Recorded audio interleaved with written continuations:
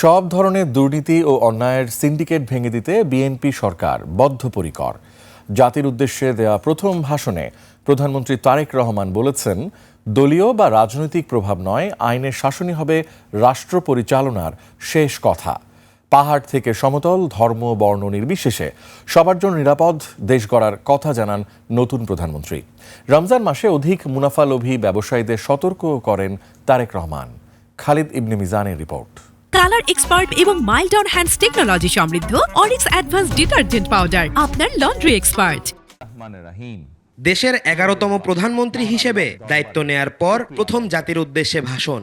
দেশে গণতন্ত্র এবং মানুষের অধিকার। নবনির্বাচিত প্রধানমন্ত্রী তারেক রহমান এ সময় স্পষ্ট জানান, সকল ক্ষেত্রে অনিয়ম ও দুর্নীতির সিন্ডিকেট ভেঙে দিতে বদ্ধপরিকর বিএনপি সরকার। হাজারো প্রাণের বিনিময় একটি মাফিয়া সিন্ডিকেটের পতন ঘটিয়ে রাষ্ট্র এবং সরকারের জনগণের অধিকার প্রতিষ্ঠার অঙ্গীকার নিয়েই আমরা রাষ্ট্র পরিচালনার দায়িত্ব গ্রহণ করেছি।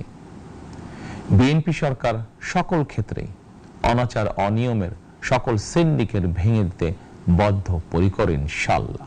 রাষ্ট্র পরিচালনায় আইনের শাসনই মূল চালিকা শক্তি হবে বলে জানান তিনি। দেশের প্রতিটি সাংবিধানিক এবং সরকারি বেসরকারি প্রতিষ্ঠান চলবে বিধিবদ্ধ নীতি নিয়মে।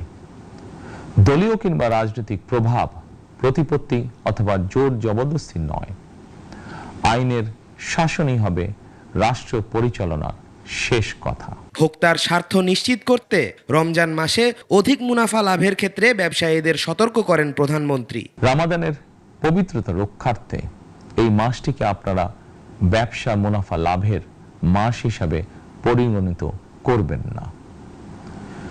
দ্রব্যমূল্য যাতে সাধারণ মানুষের নাগালের বাইরে না যায়, এ ব্যাপারে ব্যবসায়ীরা দয়া করে সতর্ক থাকবেন। সবার জন্য নিরাপদ দেশ গড়ার অঙ্গীকারও জানান নতুন প্রধানমন্ত্রী। মুসলমান, হিন্দু, বৌদ্ধ, খ্রিস্টান তথা দল, মত, ধর্ম, বর্ণ নির্বিশেষে পাহাড়ে কিংবা সমতলে বসবাসকারী এই দেশ আমাদের সবার।